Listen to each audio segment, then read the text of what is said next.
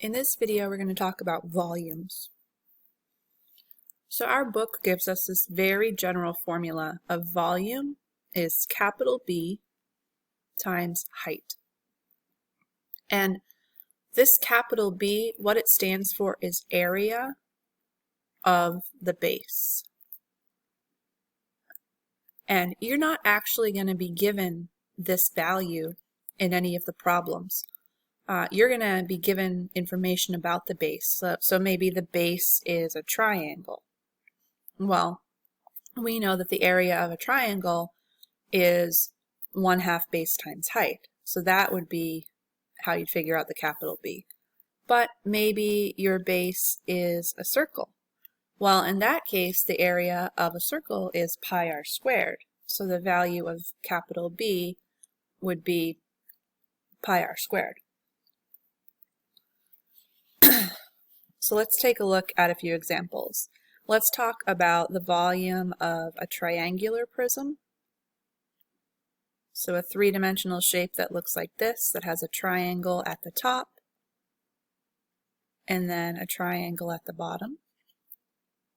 Let's take a look at a cylinder. So a three-dimensional shape that has a circle at the bottom and a circle at the top. And then let's go ahead and look at a square prism. So we have a square at the top and a square at the bottom. And let's look at what is the actual formula for volume.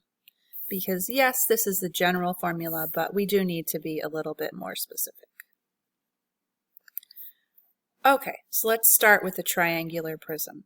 We know that the area of a triangle is 1/2 base times height.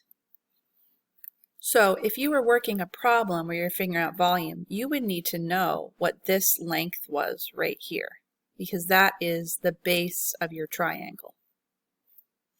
And then you would also need to be given your height. And the height is right here.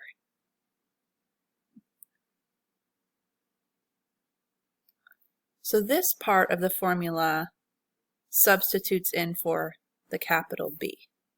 So volume of a triangular prism is 1/2 base times height, but then it's multiplied by height. And the thing you need to be careful about are these two h's are different. This is the height of your triangle, which is the base, and this height is the actual height of your three-dimensional object. So just to make it clear, I'm going to label them H1 and H2. So this would be the formula when you're dealing with a triangular prism for the volume. Let's take a look at a cylinder. The general formula is volume equals capital B times H. However, the capital B stands for the area of the base. And we know that an area of a circle is pi r squared, where the radius is right here. So this substitutes in right there. So volume equals pi r squared times height, where the height is this height right here. And then our third shape here, we have another prism, but now it has a square base. So we know that the area of a square, if that's a side, area is side squared. So we're going to substitute that in for the B in our volume formula, base times height. So it would be side squared times height, where the height is this length right here. Now, I chose 3 different bases for examples: a triangle, a circle, and a square. But you could have three-dimensional objects with different bases. So you could have a rectangle as your base, and all that would change about the formula is you need to plug in what is the area of a rectangle. Or maybe your base is some sort of trapezoid shape, and you'd have to figure out Well, what's the area of the trapezoid? Or maybe your base is even a hexagon, and you have to figure out what is the area of the hexagon. We've done these 5 shapes along with rhombus in previous videos.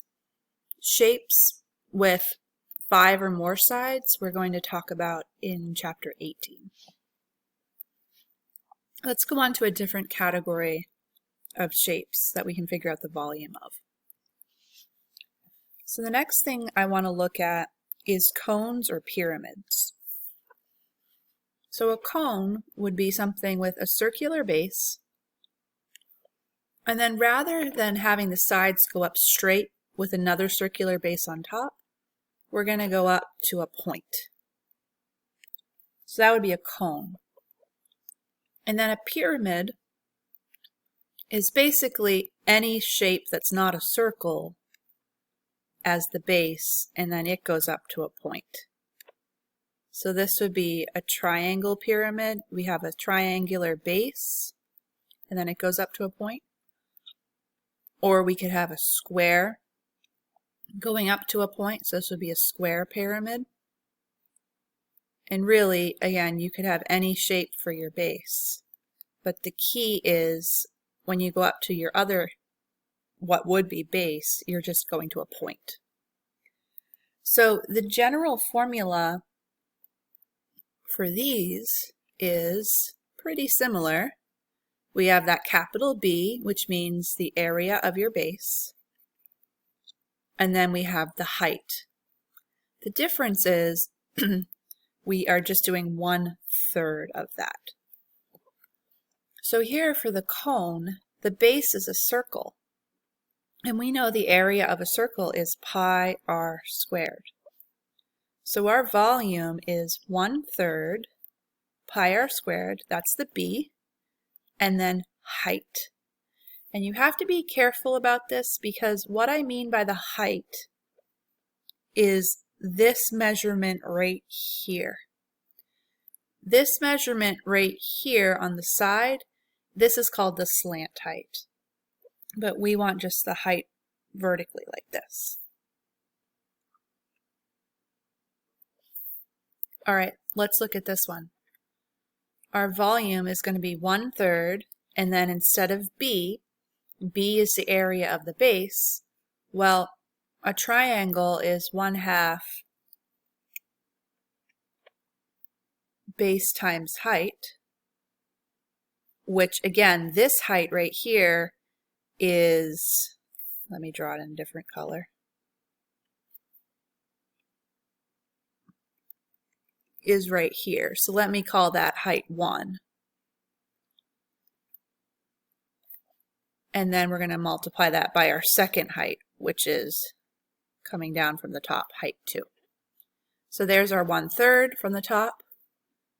Our B is the area of the base, and then our H is the height of the 3-dimensional object.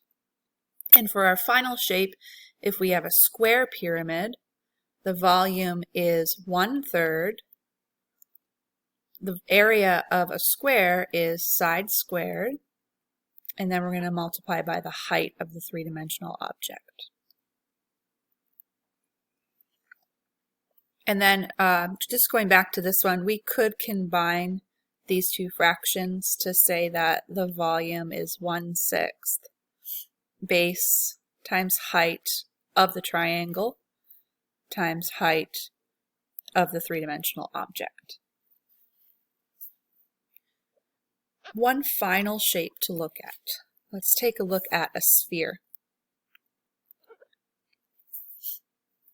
So a sphere is simply a 3-dimensional circle, and I'll attempt to show that by drawing its equator.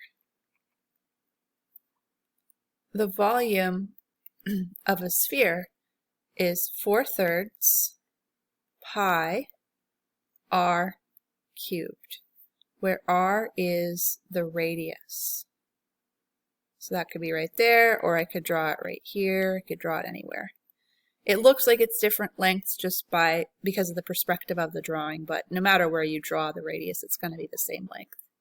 So in order to find the volume of a sphere, all you need to know is its radius. This is just a number, 4/3. Pi is just a number.